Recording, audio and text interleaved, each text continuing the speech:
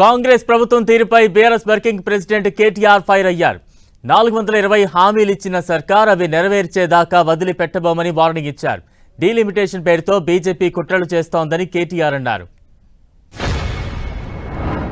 పూర్తి స్థాయిలో real estate dam అన్నది పైసలు లేవు మార్కెట్లో ఎవరి దగ్గర.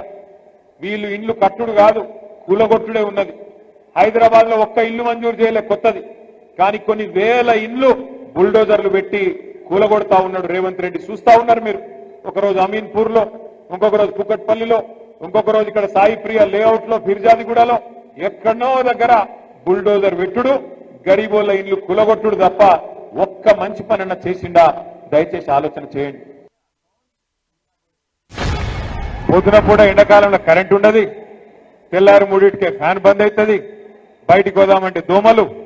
ఈ రోజు పరిస్థితి ఎట్లా ఉందంటే నిజంగా కూడా హైదరాబాద్ లో ఎవరన్నా సంతోషంగా ఉన్నారంటే ఇద్దరు సంతోషంగా ఉన్నారు. ఒకటి దొంగలు, రెండోది దోమలు. వీళ్ళిద్దరే సంతోషంగా ఉన్నారు. భూములు దోసుకునే దొంగలు, కాంగ్రెస్ దొంగలు హైదరాబాద్ చుట్టూ అడ్డమైన కార్యక్రమాలు చేసుకుంటూ ఇవాళ భూముల మీద పడ్డారు. పొంగులేటి శ్రీనివాసరెడ్డి, రేవంత్ రెడ్డి వాళ్ళ అన్నదమ్ముళ్ళు మొత్తం ఒకటే ఇరుసుకపడ్డారు మేడ్సల్లా. ఇంకో దిక్కు దోమలు. కానీ వదిలిపెట్టే సమస్య లేదు.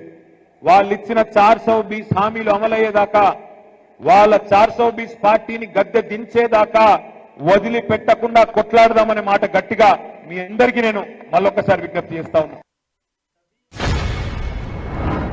కొత్తగా మరొక కుట్ర కూడా చేస్తున్నది భారతీయ జనతా పార్టీ. మీరు చూసింటారు ఇవాళ పేపర్లలో సీట్లు పెరుగుతున్నాయి, అసెంబ్లీ సీట్లు, పార్లమెంట్ సీట్లు అని ఇవాళ పేపర్లో మీరు చూసే ఉంటారు. కానీ అందులో కూడా ఏదో కుట్ర జరుగుతున్నట్టుగానే కనబడతా ఉన్నది. ఎందుకంటే బయటికి ప్రధానమంత్రి మాట్లాడినప్పుడు, నిన్నగాక మొన్న కేంద్ర మంత్రి కిషన్ రెడ్డి మాట్లాడినప్పుడు 50% సీట్లు పెంచుతున్నామని చెప్పింది. అంటే 110 ఉంటే 179 అవుతుంది, 60 సీట్లు పెరుగుతాయని చెప్పింది. 17 సీట్లున్నాయి పార్లమెంట్ లో, 26 అవుతాయని చెప్పిండ్రు. కానీ బిల్లు పెట్టిండ్రు, రేపటి నుంచి పార్లమెంట్ పెట్టిండ్రు. బిల్లులో మాత్రం 50% ముచ్చట లేనే లేదు. అంటే చెప్పేదొకటి, చేసేదొకటి. డీలిమిటేషన్ పేరు మీద దక్షిణాది రాష్ట్రాలకు, తెలంగాణకు, ఆంధ్రకు, తమిళనాడుకు, కర్ణాటకకు, కేరళకు, పాండిచ్చేరికి అన్యాయం చేస్తామంటే మాత్రం ఎట్టి పరిస్థితుల్లో ఊరుకోము. ఎట్టి పరిస్థితుల్లో బీజేపీకి సమర్థన ఇచ్చే ప్రసక్తే లేదు. ఒక్క మాట మాత్రం పక్కా, ఇవాళ 24% వాటా దక్షిణాది రాష్ట్రాలకు పార్లమెంట్ లో ఉన్నది. దాన్ని యథాతథంగా మెయింటైన్ చేయాల్సిందే. లేకపోతే మాత్రం ఎట్టి పరిస్థితుల్లో తిరుగుబాటుకు, పెద్ద ఉద్యమానికి కూడా బీఆర్ఎస్ నాయకత్వం వహిస్తుంది. అవసరమైతే కేసీఆర్ గారే ముందుండి నడిపిస్తారనే మాట కూడా నేను భారతీయ జనతా పార్టీకి, కేంద్ర ప్రభుత్వాన్ని కూడా చెప్తా ఉన్నా.